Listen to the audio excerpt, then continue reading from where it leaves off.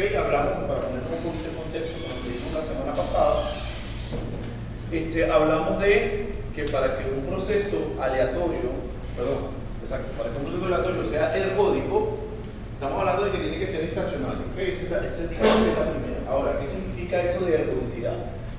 La ergodicidad significa que cuando yo, digamos que parto por algunos dos caminos distintos y logro conseguir el valor X, entonces se dice que el proceso es ergódico con respecto a ese valor. Por ejemplo, si yo voy a calcular la nota de un estudiante, yo pudiera entonces sumar todas las notas, dividirlo entre el número de evaluaciones, y obtener, digamos, un promedio y una nota, que es la nota del estudiante. Ahora, si en vez de hacer eso, sino que calculo la suma de cada uno de los porcentajes, de cada una de esas evaluaciones, voy a tener el mismo resultado. Si logro obtener el mismo resultado por dos métodos distintos, se dice que el proceso es ergódico con respecto a ese promedio. En este caso serían los promedios estadísticos que nosotros estamos utilizando: media, varianza, desviación estándar, etc.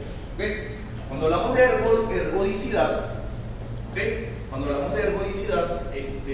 se nos abre un mundo allí de cosas, digamos que es el clímax inicial de todo de toda esta materia, ¿no? Entonces, bueno, por ejemplo, les pongo dos ejemplos acá. Nosotros podemos calcular la media o valor esperado, simplemente calculando el límite, cuando se tiende infinito, de 1 sobre ese periodo, dividiendo entre el periodo a la mitad, y vamos a tener aquí un valor de promedio, digamos, de una señal X de T.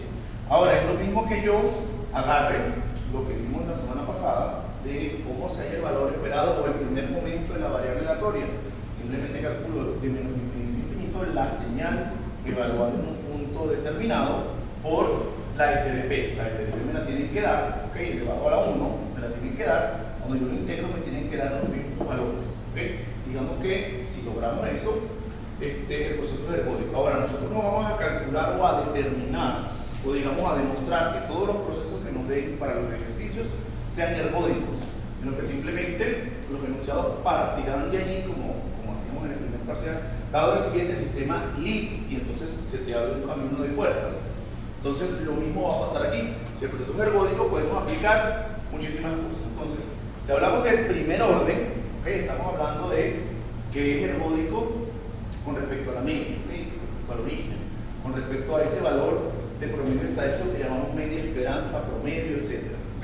Si hablamos de segundo momento de la variable aleatoria, estamos hablando de que podemos igualar, podemos igualar, no voy a demostrar porque no nos compete, digamos, en esta materia, pero podemos igualar todos los promedios estadísticos a todos los promedios temporales que nosotros hemos utilizado. Por ejemplo, decimos a partir de ahora, si el proceso es ergódico, con respecto al segundo momento, en realidad, cuando hablamos de ergodicidad, para los ejercicios que nosotros vamos a calcular, siempre van a ser ergódicos al segundo momento. Entonces, digamos que no se asombren si en algún ejercicio solamente dice ergódico. Ya sabemos, podemos intuir que es con respecto al segundo momento de la variable aleatoria. Entonces, los promedios estadísticos podemos igualarlos a los promedios temporales. Por ejemplo, el valor esperado de x al cuadrado, es igual a la potencia promedio total.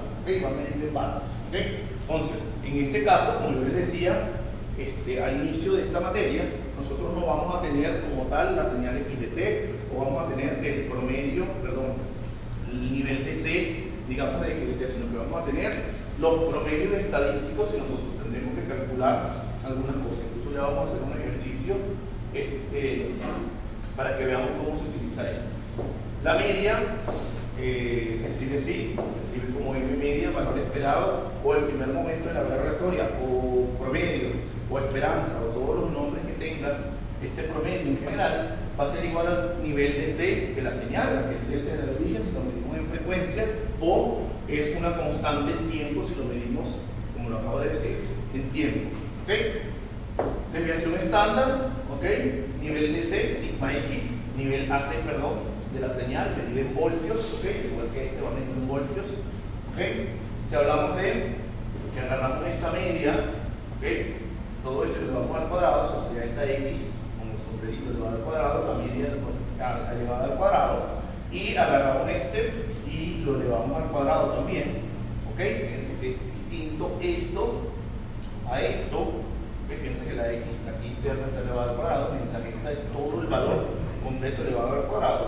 Eso se conoce como la potencia de C, ¿okay? Que es el nivel de C al cuadrado. ¿Okay? Simplemente agarro la media, la elevo al cuadrado y voy a obtener el nivel de C, perdón, la potencia de C.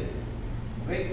Si hablamos de este señor que está aquí abajo, es la varianza, ¿okay? Que es la desviación estándar, que es esta que está aquí, sigma x elevado al cuadrado, potencia AC en medida en vatios, como ya saben. ¿Okay? Entonces, si podemos hacer esas igualaciones, nosotros, perdón, si nos dicen que es ergódico con respecto al segundo momento, podemos hacer esas igualaciones y se nos va a abrir un camino, digamos, importante en el mundo de las telecomunicaciones, aparte que digamos que es el clímax que nosotros debemos llegar en esta materia, en este curso. ¿Okay? Entonces, vamos a hablar de una función que se conoce como T, ¿okay? Densidad espectral de potencia, ¿okay?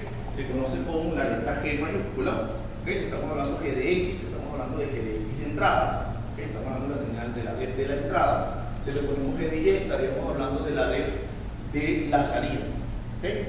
Entonces, ¿qué es la D? Como lo dijo allá al final, es cómo está medida la potencia, ¿okay? A lo largo del espectro, a lo largo de la frecuencia, ¿okay?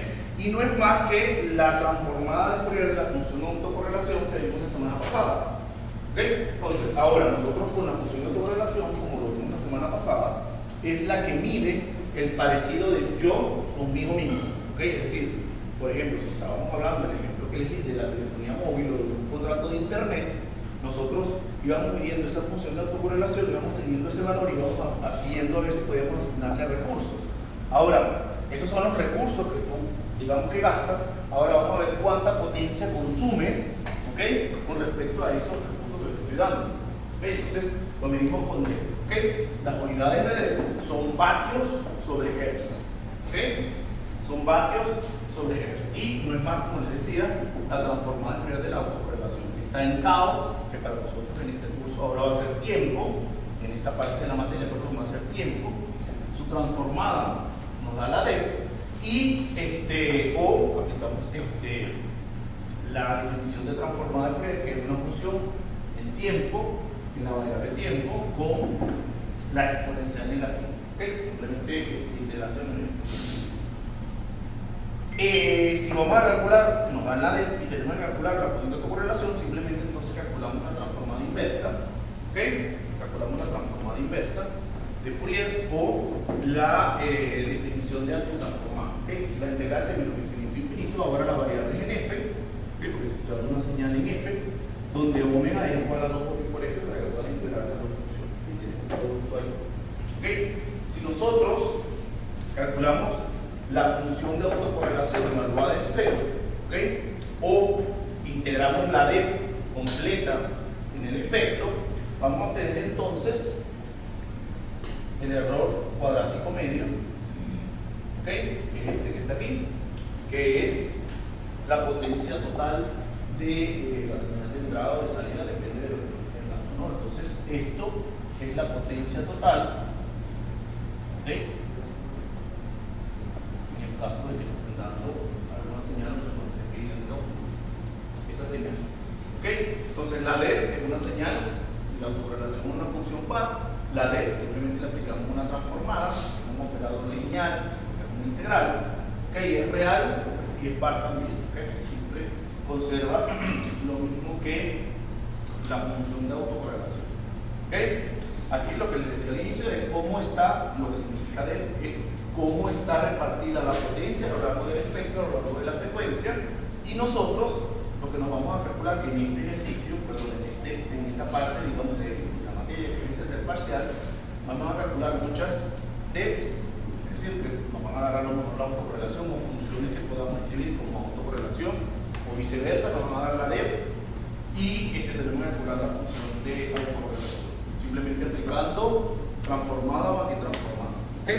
Fíjense que en este caso, en este parcial, vamos a hacer exactamente lo mismo que hicimos en el segundo parcial, aplicando transformadas, aplicando propiedades de transformada, aplicando series, pueden dar señal en series, ¿okay? O si estamos hablando de señales temporales, podemos aplicar entonces herramientas temporales, ¿okay? Pero ahora agregando promedios, no vamos a tener como tal la señal, ¿okay? Sino que nos van a dar indicios de cómo es. Ok, ahorita vamos a hacer un ejercicio, ¿ok?, para ver